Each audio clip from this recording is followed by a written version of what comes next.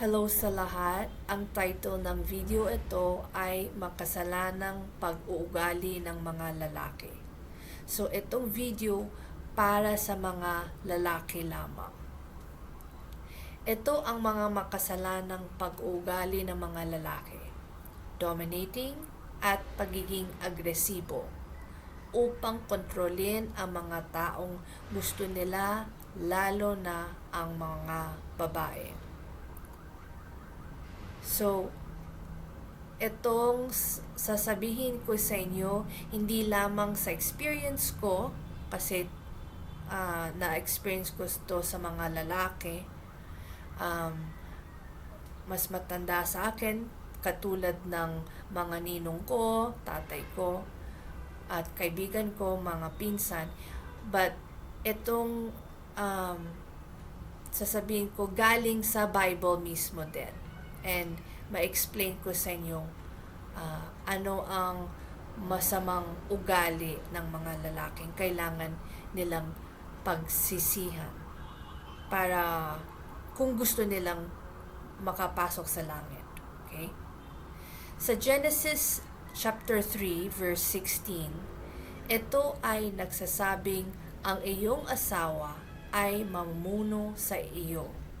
Ibig sabihin, ang masamang ugali ng mga lalaki ay makakaroon ng male dominance and superiority sa lahat ng mga babae. It will lead them to have a unequally yoked relationships.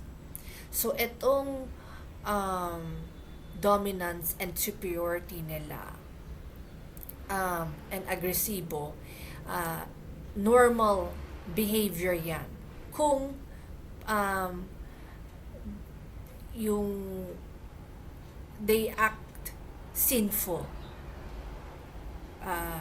that ayaw nilang magkumbaba at gawin ang kalooban ng Diyos. Yung akala nila, alam nilang anong dapat nilang gawin. Okay? Yung anyway, so I get ahead. Ang sumpang ito ay hindi lamang para sa mag-asawa, kundi pati na rin sa lahat ng uri ng relasyon, mula sa mga kamag-anak, katrabaho at kaibigan. Kung gusto mong makapasok sa langit, magsisi ka na yon sa makasalanang pag-uugali ng mga lalaki. Alam mo ba, itong masamang ugali, ipinasa sa iyo ito galing kay Adam, na siya unang lalaking nagkasala sa mundo. Kung pipiliin mong panatilihin ang iyong pagmamataas at makasalanang ugali ng pagiging isang lalaki, kapag namatay ka, ay pupunta ka sa impyerno ng walang hanggan. So, yun ang message ni Father God para sa mga lahat ng mga lalaki, na ito ang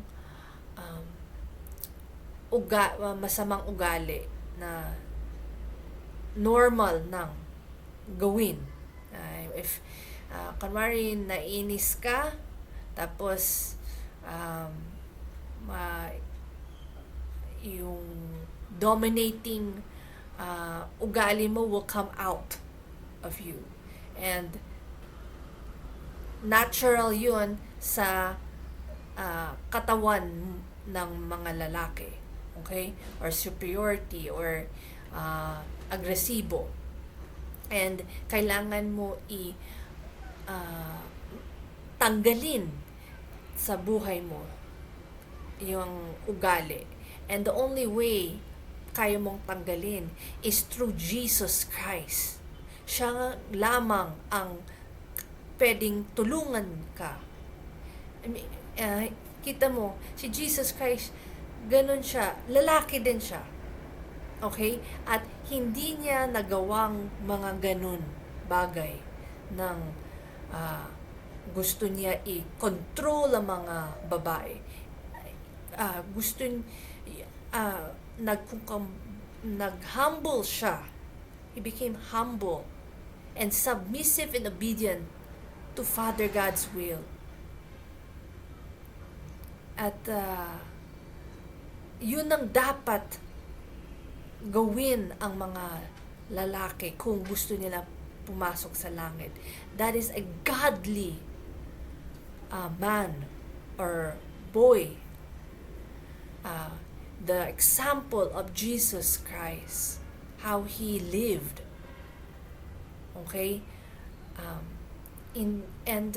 From my experience, ang daming mga lalaki, hindi nang sa online, yung mga sa Facebook or YouTube, but even sa mga relatives ko ng mga ninong at pinsan, ang bilis nila judge or criticize ng itong dapat mong gawin, itong alam kong tama, 'di ba? And that is dominating. And it's when nagawa mo 'yun, na pakita mo sa lahat ng tao at sa Diyos that alam mo lahat. You know it all. And alam mong ano yun? Ganon yun. Pride yun. So, kailangan that magkumbaba ka. Di ba sabi o Jesus Christ sa mga disciples niya, kung magkumbaba ka, parang yung mga batang that very obedient sa mga magulang nila, then papasok ka sa langit. Pero kung mataas kang, yung prideful ka, katulad ng Pharisees, and yung Pharisees, anong gano'n nila, ugali nila? Superior, diba? Self-righteous. Dominating. Akala nila sila ang bida. Silang tama. Okay? At, diba, itong nakita ko, na-experience ko din sa mga lalaki. Gusto nila respect. Dapat i-respect mo ko. Ganun ako. Alam kong tama. Diba? Ganun, ayaw nilang pasabihan. Yeah. Kasi na-hurt ang pride nila. And hindi tama yun. Magkumbaba ka. Alam mo, itong buhay natin, mabilis lang to. Hindi mo alam kailan ka mamatay. Baka bukas patay ka na. Gusto mo pang kapit sa pride mo. Kung kakapit ka sa pride mo, maging fried chicken ka sa impyerno. So, kailangan mo mag-repent now habang meron ka pang oras. Kasi mahal ka ni Jesus Christ. Gusto niya kang pumasok sa langit. Pero merong condition yon. Gawin mo ang kalooban ng Diyos sa buhay mo. So, ito ang end of the video. And to remind you, hindi ito itong video hindi tungkol sa gusto ko i-judge or criticize ang mga lalaki, that meron akong galit sa mga lalaki. Hindi.